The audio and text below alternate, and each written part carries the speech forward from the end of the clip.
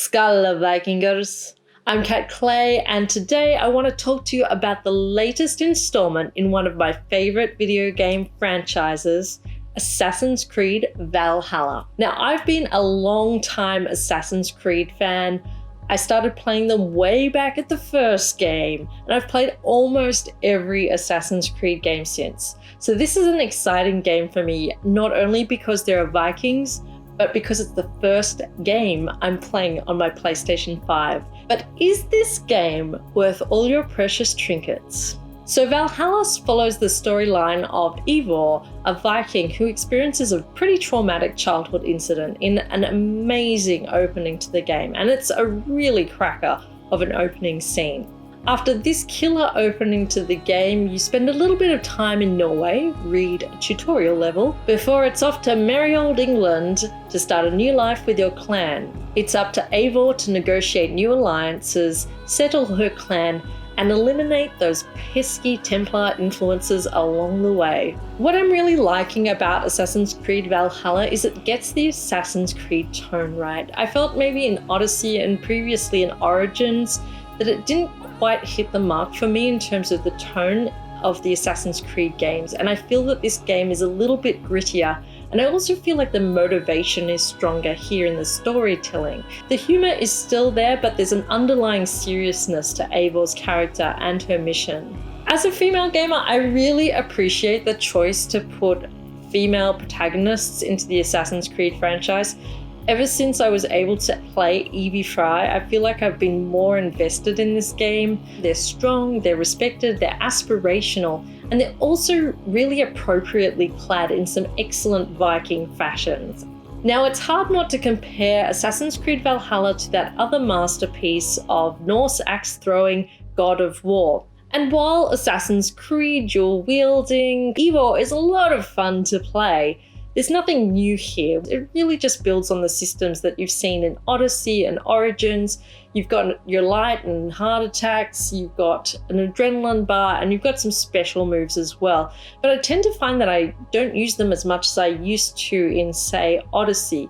I am glad to see the return of the hidden knife, and with it, the return of the Assassin's Guild. Valhalla has carried over one of the most enjoyable parts of Odyssey, which was taking out that branch of shadowy cultists. I feel like this kind of gameplay though is quite gated to your level. So early on, you'll probably spend a lot of time leveling up. A lot of the world events aren't those kind of perpetual quests that you feel like you're running halfway across the map for and go here, do this, get this, pick up this bottle, give it to this person.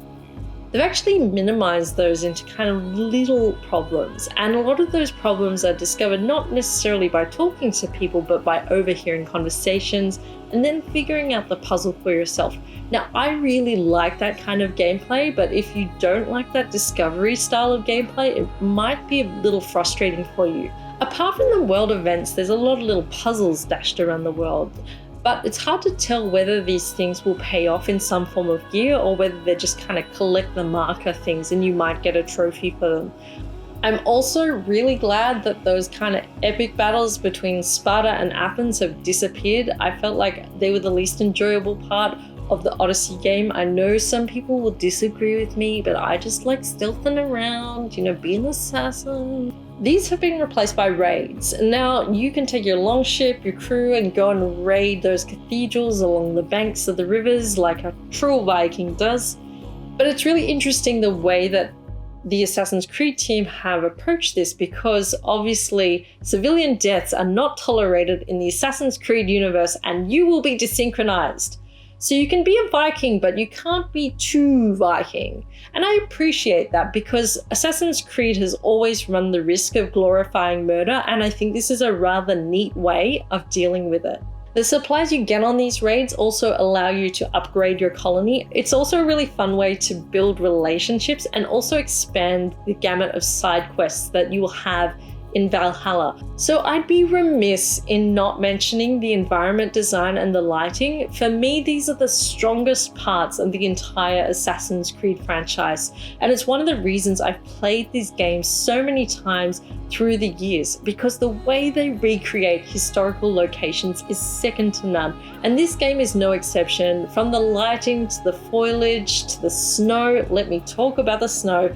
The snow in this game is incredibly done. It really creates that atmosphere of being in England, especially in some of those scenarios when you're trying to hunt things out through the fog, and it's just so moody. And this is one of the areas where Assassin's Creed shines on the PlayStation 5. With the 4K television and the 4K on the PS5, it looks beautiful. I mean, I've seen Assassin's Creed Valhalla played on a HD screen with a PlayStation 4, and I've seen that played on a PlayStation 5 in 4K. And let me tell you, there is a massive difference both in speed, but in performance and in the quality of the visuals. There's no comparison. It just looks spectacular.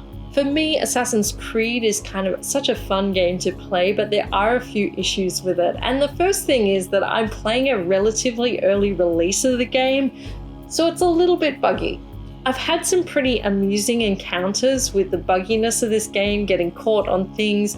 It hasn't actually affected my gameplay apart from getting desynchronized and then just reloading. My other bugbear is, as a long-time Assassin's Creed player, I want to remap the controls to old school Assassin's Creed. Now in Odyssey, they made it really easy. They had an alternate control system, so I could just flick across to my old school setup, right? This game, they provide a standard controls menu, and then they give you a lot of options. But they don't give me the option to just set up an old school Assassin's Creed controller. Please, for the old fans, for the love of Odin, just make a button so I can do it. And my final critique of the Assassin's Creed franchise as a whole is kind of like, where to from here? Where does Assassin's Creed go from here? But I mean, how does Assassin's Creed innovate? And that's a whole nother video.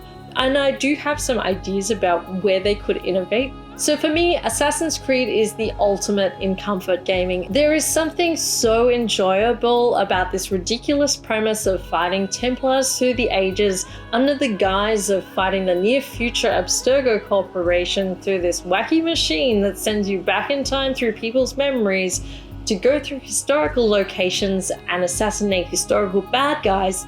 There's something so enjoyable about that, and it's why I played almost all the games in the series, because it is comfortable and it is reliable. But I would really love to see the Assassin's Creed franchise push itself that much further, because I know that the elements are there to making it a 10 out of 10 game.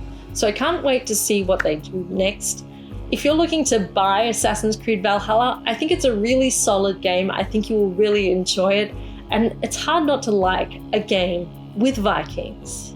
Thanks so much for watching. I'm Kat Clay. If you'd like to see me do more video game reviews, talk about writing, talk about nerd stuff, do a bit of cosplay, hit subscribe, hit the bell icon, and thanks so much for watching.